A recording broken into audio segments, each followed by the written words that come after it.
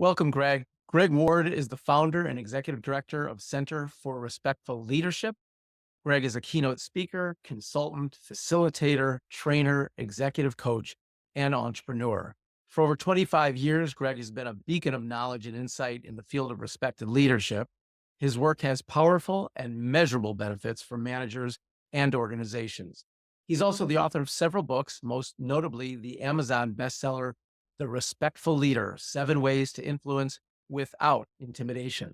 I must add that Greg is a terrific guy. We had a delightful dinner in New York City just last week. Greg is back in beautiful San Diego today. Greg, thank you so much for taking part in this conversation titled Navigating Workplace Bullying, Finding Resilience, and Feeling Joy, Even in Crisis. Thank you so much for having me, Andy. This is a pleasure and a privilege. Thank you, Greg. And so, boy, oh boy, do we need all that you are serving up. So, and I need it too, but I think many of us do. So let's get into it. Um, you talk so much about coaching for respect. It seems to be core to your work. Why is respect so much a core of what you talk about, what you think about, and what you teach? That is a great question. Well, our research at the center indicates that what we're seeing now is rather disturbing. We call it public disrespect, where people behave badly and treat each other badly in public. And our research indicates that we haven't seen this kind of public disrespect since the height of the Vietnam War in the late 60s, early 70s. And back then we didn't have these things that we could all, just instantly look at all that was going on in the world. And so right now we're experiencing an enormous amount of public disrespect, and that is bleeding over, and bleeding is my word, to our workplaces. We're seeing more and more of this inside the workplace where people are bullying each other, treating each other like crap, being incredibly disrespectful and uncivil to each other. That has really serious financial and business consequences when you allow that to happen in any kind of organization. So I find a lot of my work and our work here at the center is working with organizations where bullying, where disrespect, where that this kind of behavior has bubbled up and become a serious problem. And they're smart enough to realize the impact on the organization and they want to do something about it. Yeah, I mean, that's the great thing because I've been involved in media. I've been in television all my career here in New York, major media companies. And it seems so often that it's allowed, maybe not encouraged, but certainly depending on who's doing the bullying or who's causing the toxic culture. In my experience, almost usually from the top, it's very hard to get any kind of movement whereby they look to you to say, hey, we've got a problem. It's counterproductive to the best interest of our business and we need to do something about it. That's the key. And I haven't seen that a lot. So let me just take a little step back and say, this kind of behavior, whether it's bullying, disrespect, microaggressions, however, and I know you deal with all of it. How do you define kind of respectful leadership? We kind of know it when we see it and feel it, the disrespectful kind. What kind of leadership, respectful leadership, are you looking to help companies find? That's a also excellent question, and Right. one I'm asked a lot. So here's how I like to answer that. First, I want to talk a little, briefly, about the kind of leadership styles that many of us experienced as we were growing up.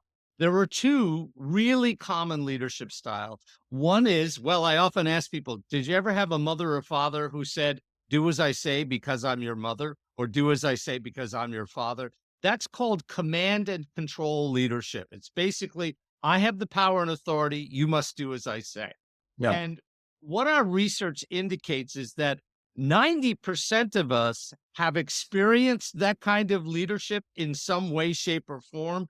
And 90% of us would prefer not to be led that way. There's Yeah. always the 10% who want to be told exactly what to do. But most of us don't think that that's a respectful way to lead us. But because it's such a common leadership style, when we get elevated into leadership positions, that's the way we lead as well. So it's very, very common. The other is called carrot and stick, which is basically, do as I say, meet this goal, and you'll get a carrot. you'll get a reward. But if you don't, you're going to be in trouble. And so that kind of leadership style is very, very common. And I want to be clear that neither of these leadership styles are incorrect. They should never, I'm not saying don't ever use them. There are situations where command and control leadership is very, very valuable and useful. The example I often give is if you're in the military and you're in the middle of a firefight, we don't have time to stand around and say, well, gee, Andy, what's your opinion? How do you I should deal with this? Yeah. Somebody's got to take charge and Yeah. give orders, and that's how lives are saved. And when Yeah. it comes to carrot and stick leadership, you know, I used to work in telephone sales when I was in college. That's how I paid my tuition. I have the gift of gab. So they set me a goal. I would consistently meet that goal, and that's how I made my money, and that's how I paid my tuition. It worked for me. But most people don't take the job these days, unless they're in sales, on a commission based structure where it's all carrot and stick. So those two leadership styles, although they're very common, are considered disrespectful by most people, especially our younger Gen Z and millennial generations of employees, which make up roughly 70%. By 2030, 70% of our workforces will be either millennials or Gen Zs. That's a Yeah. huge number. And they're completely intolerant of the old traditional leadership styles. Yeah. So, what is respectful leadership? To get back to your question, the simplest way I can describe it is you all know the golden rule: do unto others as you would have them do unto you. That's not a bad way to lead. It's actually, by the way, in every sacred text, every culture in the world has some form of do unto others as you would have them do unto you. There's Yeah. a slight hiccup though. Not Okay. everybody wants to be done unto the same way. Yeah. It's where what's called the platinum rule. It was developed by Dr. Tony Alessandra, and he wrote a book called The Platinum Rule. And basically, it's a slight variation on the golden rule. It says, "Do unto others as they would have you do unto them." Yeah. So the example I often give is, Andy, if you called me up and said, "Hey, Greg, next week I've got this big meeting. Can you do a talk on respectful leadership?" I'd say, "Sure, Andy, no problem. Let me see if I'm available. No problem. I will, and just give me the link and we'll make it happen." But and that's fine. That's my style, and I suspect that may be your style too. Yes. But Of course. I have people who work for me who are very, very knowledgeable about the work we do. And if I called them up and say, "Hey, I'm not available to help my client Andy, but can you be available?" One of them would say, "Oh, I don't know, Greg. I'm available, but can I talk to him?" And they would spend the whole weekend worrying and Yeah. preparing to do this talk. They just want to be treated differently. They want more advance notice. They want time to prepare.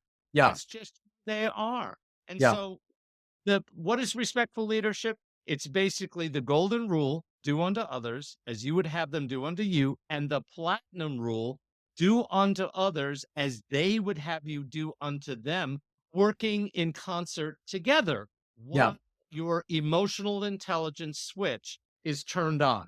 You have Yeah. to be aware of how others want to be treated in order to use the platinum rule. It makes so much sense to me. It speaks to me. And so I have so many questions. Uh, let's start with the carrot and the stick thing, or the stick and then the carrot. Um, we we we all we all want to be compensated fairly, Yes. whatever that means. But it seems to me that no matter what I make, and I acknowledge that for many of the toxic workplaces in which I worked, and the bully bosses and the aggressive style of management that they brought on me, I was well paid. But I think what, to your point about how we would treat others, I wanted to be appreciated.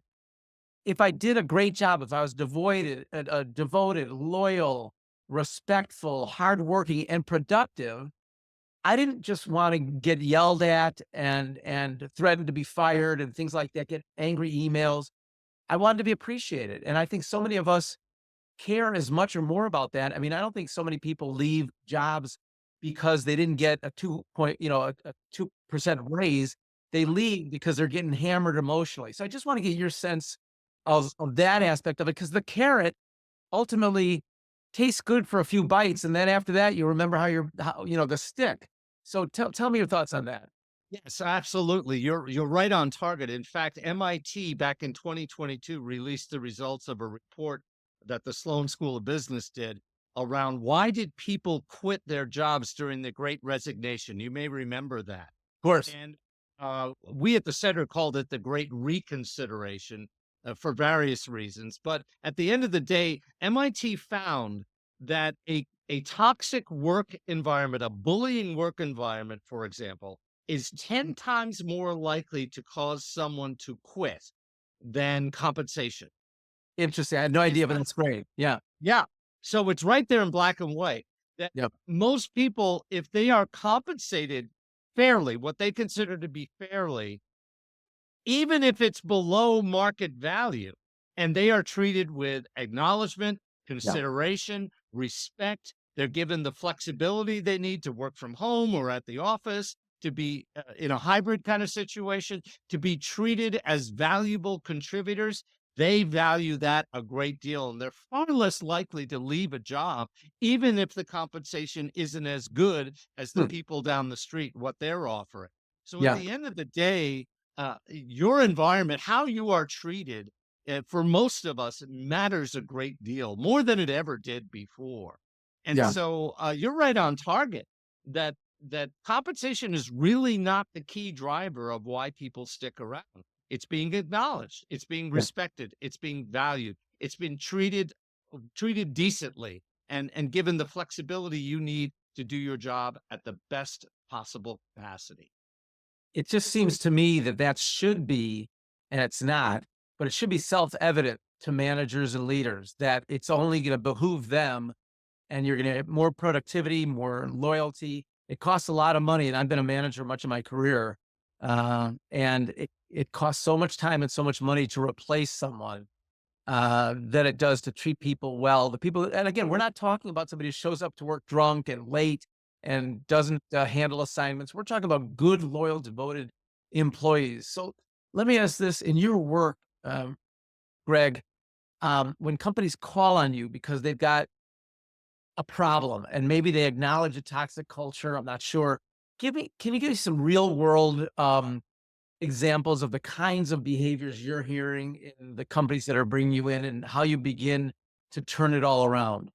Sure. Let me tell you one example that I often refer to. A number of years back, I got a call from a head of HR of a very large technology company, and I can't say the name of it. But Right. she said to me, "Hey, Greg, I need your help with our chief technology officer." And I said, "Okay, what's going on?" And first she said, "Well, look, you got to understand, he's really well known. He's written a bunch of books, and he goes around the world, excuse me, talking about technology Yeah. at conferences and stuff. He's considered, a guru in the field." And I'm like, "Wow, he sounds like a rock star. What's the problem?" And she Yeah. said, "Well, no one wants to work with this guy." I Yeah. said, "Well, what do you mean?" And she said, "Well, he has revolving door staff." And Yeah. and she said, "I'll give you an example. If you're in a meeting with him and you ask him a question, he might say, 'I'm not going to answer that because you won't understand.' Or if you knock on his door to ask a question, he'll say, 'What do you want?' with that tone of voice." So she said, "It's terrible. He's this really senior level person, and no one wants to work with him, and we're constantly have to replace his staff. There's turnover, there's complaints. It's just an absolute mess. Can you fix him?" Okay. And my response is, "Well, how long has he been doing this?" And she said, "Well, he's one of the founders of the company." And I went, "Okay, okay, hang on a second. Let me check my schedule. No, I'm sorry. I'm not a." You want to go anywhere near that? Yeah. I can't help you for 45 years. If you could wait that long, I'll help you. No, Yeah. this is the challenge. I often get the call with this kind of story. We've got a senior executive. We Yeah. value this person enormously. They brought so much good. They brought in so much revenue. They have the best relationships with our customers, yada, yada, yada. He's a rock star, but he or she is causing all sorts of headaches and problems and upset and turnover, and we need you to fix them. That is the constant uh, quest I have. And the problem is, it always comes too late. They always wait until there's a lawsuit happening, there's some kind of massive complaint that everybody's talking about. It's in the media, it's in the industry press, and it's getting out there, and that's too late. That is too late. My usual response is, sooner or later you're going to have to get rid of this person, despite their connections and what they brought into the company, because sooner or later, if they're that high level and you've allowed and enabled this behavior to go on this long, it's going to become too costly to your reputation. You're going to have to get rid of them. Your best bet is to go after them with both barrels blazing and say, you either change or you're out. But so many of my clients are too afraid to take that step. Yeah. And so it's a major problem. And let me just, before you tell me how you address this guy, um, did you get a sense from the people that were asking whether you'd be available to help? Did it seep throughout the organization? Because in my experience, if a top guy, whether it's a rainmaker, Yep. CEO, founder, and like who's gonna walk to his office and say, cut it out? Nobody. So was it a toxic culture as well, or was it just this one guy? Yes. It was a toxic culture, and yet because they were so successful, this is the challenge. There are many companies that, despite their toxic culture, despite they've got a bullying CEO or somebody in a Yeah. senior leadership position, they are still very, very successful. Yeah. So there's this attitude of, that's just him, that's just her, just everybody ignore them, it'll be okay. But that behavior trickles down and everybody knows it. And so it becomes a toxic environment, and Yeah. you're probably going to see the metrics with that kind of an organization. You're going to see higher levels of turnover, higher levels of complaints, issues around productivity and collaboration and teamwork, because that kind of behavior impacts an entire organization. So, Yeah. by the way, you want practical ways to address this. One of the things that I suggest, even if I'm not going to try and coach this person, is find somebody on the leadership team who this individual actually respects and will Yeah. listen to, and coach them Ah, on interesting. coaching that person. So Yeah. I might coach that individual and say, look, here's how you take this person aside. Here's how you drive behavioral change. But at the end of the day, when a person reaches that senior most level, Yeah. there is not some kind of sword of Damocles involved that if Yes. you don't change, Yeah. then you're out. If that's not there, they don't really see why they should change, because Yeah. look where they've gotten Right. this behavior. So it's a can't say that I blame them. It doesn't make sense to them. Why should I change? I've achieved the senior most position. I've been really successful, and now you're telling me I need to change because some people are offended? They don't get it. They Well, don't get right. it. No, and in my experience, in television, now I never saw where somebody like you come in and try to change it. I've never seen that, but I also never saw the bully bosses that I worked for um, saying, having some kind of epiphany, and all of a Right. sudden they're contrite and they're going around the building apologizing.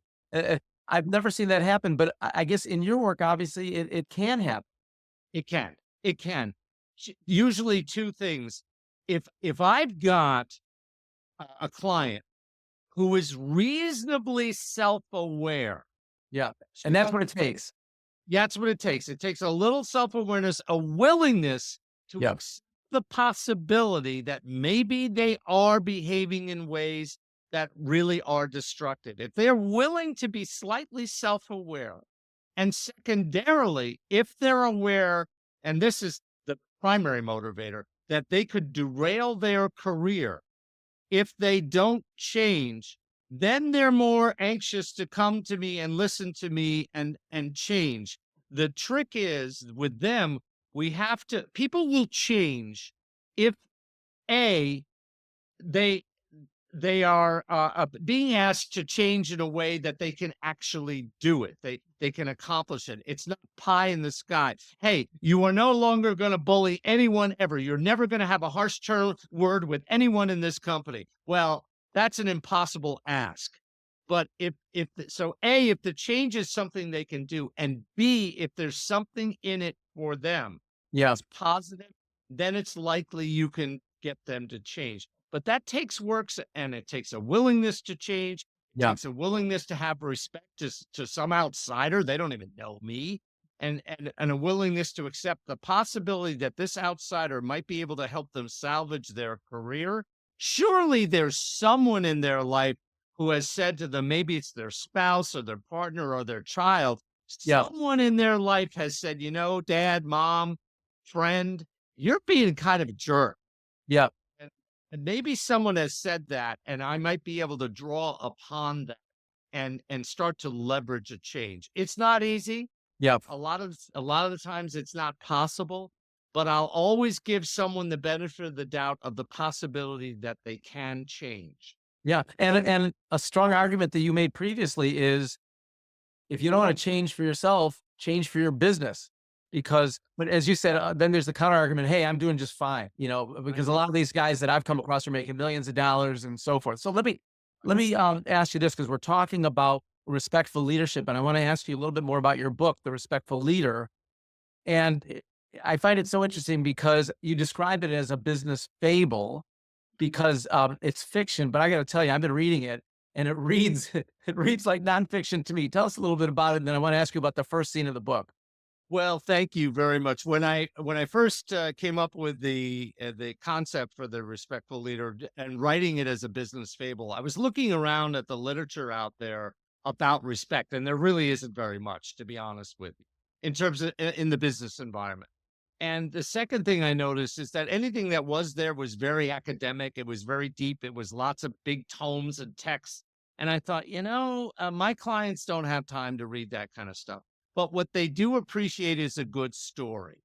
And so I'm a storyteller myself. I worked as a journalist for many years. I also am a writer, in a fictional writer and playwright and so on. And I thought, well, let me see if I can craft a story, a believable story that's based on my clients and the people that I've worked with and coached over the many years. And so I just set it in a fictional company that is looks a lot like many of the client companies that I've worked with over the years. And all the characters are based on real people, including the main character, the young CEO of this company, and including his boss, the head of the conglomerate that bought his company.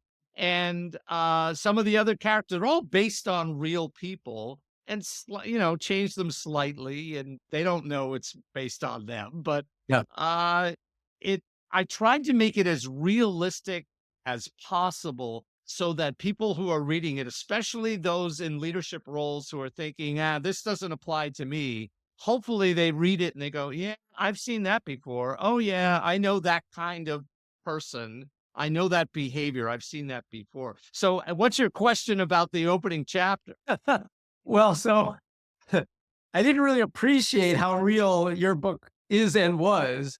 So I'm reading it, and the first scene is just as you talk about. There's this young CEO. He's just under 40 years old. He's just gotten this plum job, and he's running a big company, multi-million dollar company.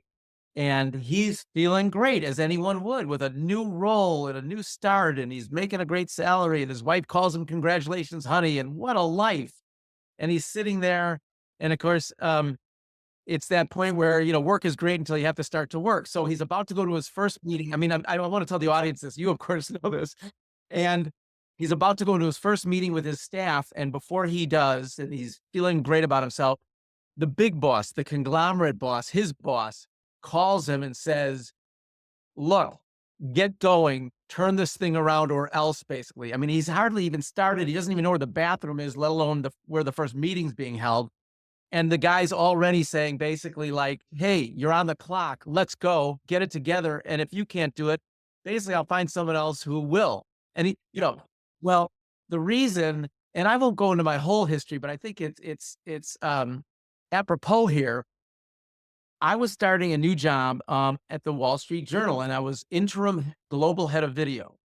And so I was interim. So if I did a good job, I'd become the global head of video at the Wall Street Journal, the pinnacle of my career. And there was a guy there who was not even my boss, but who had a lot of power for reasons that none of us were really sure, but who had my interim status in his hands. And if he said yes in a month or 2 months or 3 months, I would become the glue. And I was in the first week of the job. And it was the first week of the last week of the new year, and and it was New Year's Eve, and my wife and I were in a movie for New Year's Eve, and I get a text, and he's like, "You've been," and the text said, I see, the text comes in, it says, "You've been in the job for 4 days or 5 days, whatever it was already. Um, what the hell is going on?" Because he had told me he wanted me to fire everybody. He wanted me to make wholesale changes. He had a guy who he wanted to become my number two, his pet guy. I mean, and I just turned to my wife and I said, "We have to leave." It ruined our New Year's Eve, Oh, obviously. sure. And I mean, I had been in the Why job is he 4 days. talk about passive aggressive? Why is he doing this on New Year's Eve, right? I mean, And it just continued. It continued and continued and continued. And a lot changed after that. But it was just this thing of like, I was just in the job and he's already telling me that how come massive changes haven't occurred, and I'm 4 days into the job. So that's exactly what's happened to your guy. I was like, "Oh, can't I just, get a feel?" So what you're writing about, I think get a feel for yeah, the place. Yes, right, that's what a reasonable person would do. You wouldn't just come in and on day one, can everybody and right. replace them. I mean, that doesn't make sense. But this was about power. This guy wanted to wield over you. And Yeah, I'll be honest with you, Andy. There are some folks. They're just sociopaths. I'm not a psychologist, but I'm going to use yes, that word. There are just people in positions of the highest levels of power. They're narcissistic sociopaths.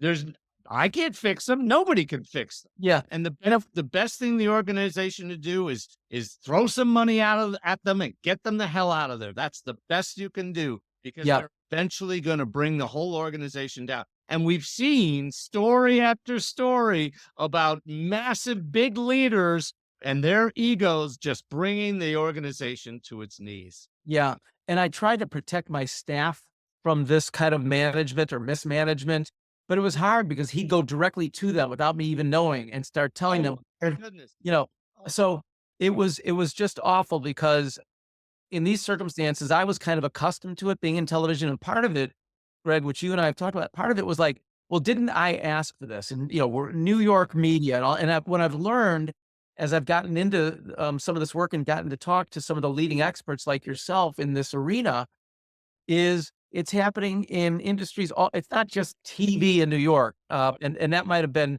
kind of egotistical on my part to think, but so much of it, I thought, well, somehow something I'm doing is bringing this on, and so I guess you've started to address it, and you feel so alone. And I don't understand. Look, we all have bad days. I was a boss. I had my bad days where I pounded a table or two. I wasn't patient with people. I don't know how often I lost my temper, not very often at all over years and years, but what I'm wondering is why do people act this way when, like you said, maybe they're narcissists, sociopaths, but it's just so counterproductive. I think in my case, they have no idea the harm they're doing. I think they go on and maybe they feel good, but I think they go on with the rest of their day. And meanwhile, I go home and I can't digest my food. I can't sleep, all these things. So in your saying you're on the inside. Can you sense why they do this at all? you've touched on it. Many people are not aware. They simply lack the emotional intelligence Yeah. to be aware of how their behavior is impacting others and aware of what's going on with them. Because who's taught about emotional intelligence in school? None of us are Yeah. taught about that. You Yeah. have to study it. It's a part of a leadership curriculum, and even then, it's not often covered in great detail. So, developing emotional intelligence is a skill to have high emotional intelligence. That's part of the problem, but again, what we also see is people are very often promoted into leadership roles because they get stuff done.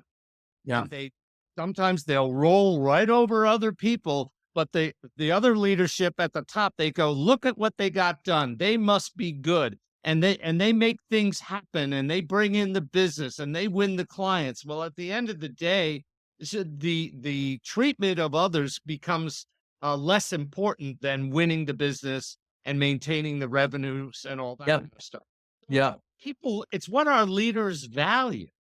And when you work in an organization where the leaders value not only revenues and results, but they also value respect and treating people well, oh, that's golden. That Yeah. is a golden organization. And you will find people staying with that kind of an organization for decades Yeah. because they feel valued and supported and respected, even though they may not be paid at the highest levels. They are extremely loyal, and that organization is still very, very, very successful. Yeah.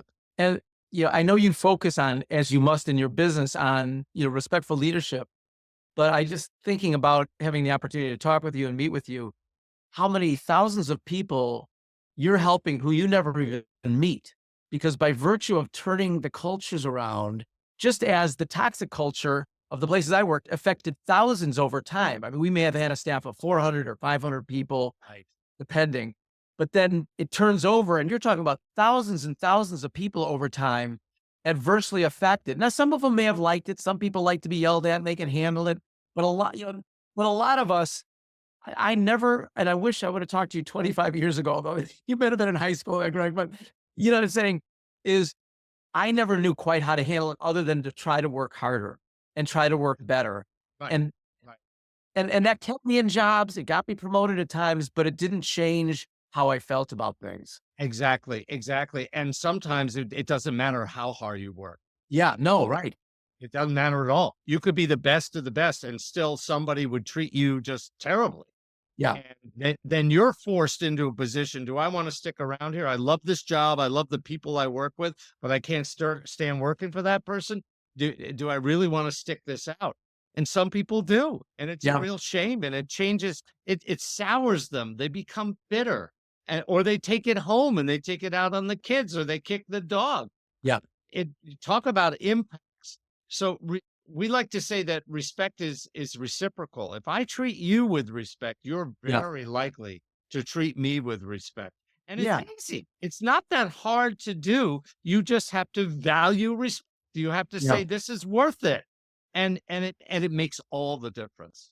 So simple and so hard to find, but with your great counsel, companies are finding that, and I know that they're blossoming because of it. Greg, I want to thank you so much for this engaging and informative conversation. It's just great, and I'm learning so much. And I also want to thank you for your friendship. Thank Having said that, is there something you'd like to offer the people that are watching on how they might be able to take advantage of your vast knowledge in this arena? Yes.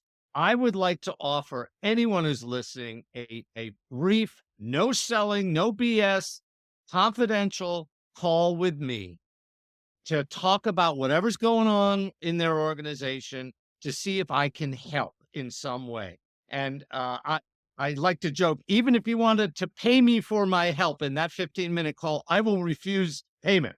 I just want to be of help. 9 times out of 10, it's something that I've seen before, and I could say, well, here's one way you could address this. So anyone who's on this, who's listening to this, would like to, I'll put the link in the chat, and they can, and you could also put it in the notes. Okay. They can just sign up for a brief call with me, and I will be happy to help. Greg, just terrific. And I'm not selling anything. You're really not selling anything. I can just want people to know, because you've been so kind and generous with your time with me. This guy's the real deal, and he cares. He's empathetic, and he's a lot of fun too. So if you're looking for this crucial information that can change your life, if you're working in a toxic environment, or you're in a corporate environment where you think that some of this genius, in my view, can really make a change, Greg Ward's your guy. So, Greg, thank you very much. Final And word for me.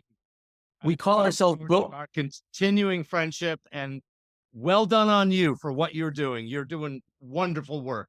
Thank you. Thank you. Final word for me. We call ourselves bully targets, but now let's aim to change the workplace for good. Thanks for watching.